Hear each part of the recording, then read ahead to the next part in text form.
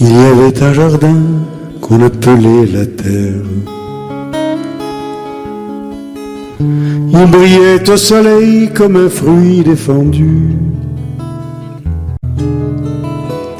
Un petit ruisseau roulant sans une vague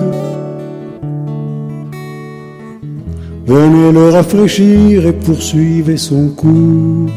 La la la, la la la, la la la. Il y avait un jardin grand comme une vallée. On pouvait s'y nourrir à toutes les saisons. Sur la terre brûlante ou sur l'herbe gelée, et découvrir des fleurs qui n'avaient pas de nom.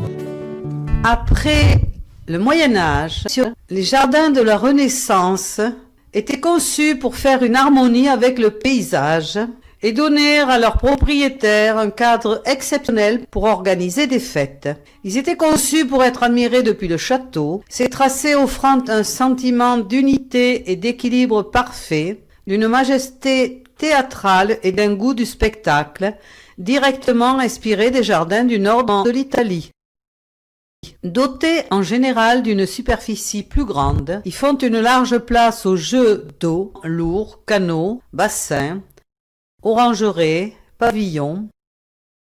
On fait une taille savante aux végétaux, appelés l'art taupière. Les éléments constitutifs du jardin varient entre le végétal construit et le végétal au naturel, bosquet de type forestier, entouré de haies, puis forêt. Une terrasse surélevée le domine et provoque chez le visiteur l'envie de découvrir par degrés le jardin. Le château de Versailles est l'exemple même de ces jardins de la Renaissance à la française.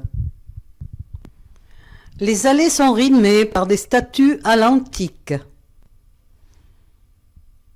Le jardin classique culmine avec la création pour Louis XIV des jardins de Versailles, qui deviennent une référence pour les cours d'Europe.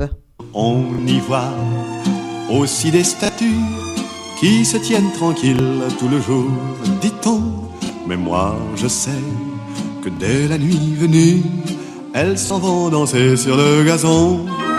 Papa, c'est un jardin extraordinaire.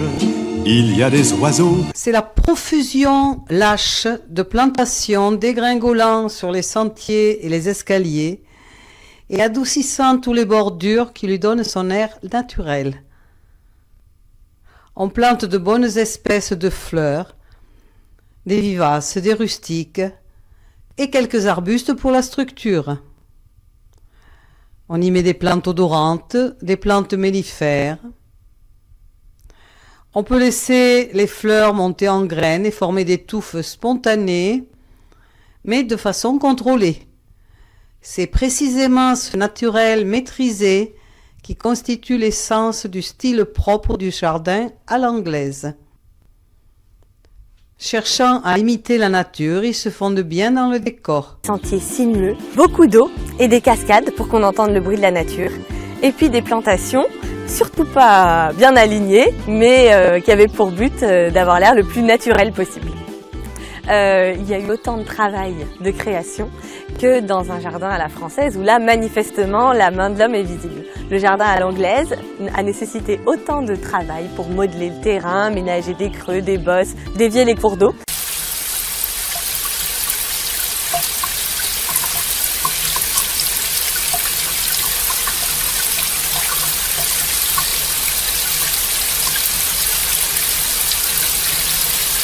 Ces jardins qui, en plus d'avoir été conçus pour être beaux, avaient un usage, étaient aussi des jardins d'utilité puisqu'on y cultivait des arbres fruitiers.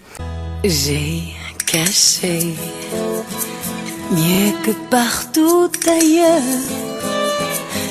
au jardin de mon cœur une petite fleur. Cette fleur, plus jolie qu'un bouquet, et le garde en secret. Tous mes rêves d'enfant, l'amour de mes parents et tous ces clairs matins faits d'heureux souvenirs lointains. Quand la vie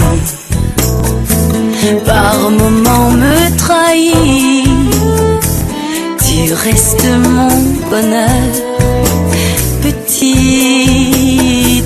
fleur. Sur mes 20 ans, je m'arrête un moment pour respirer ce parfum que j'ai tant aimé dans mon cœur. Tu fleuriras toujours au grand jardin d'amour, petite fleur.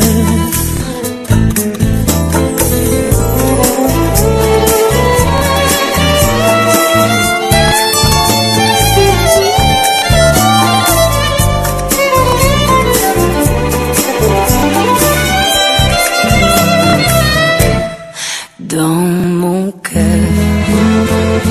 tu fleuriras toujours au grand jardin d'amour, petite fleur. Petite fleur, petite fleur. Et pour voir la fin du film, rendez-vous la semaine prochaine.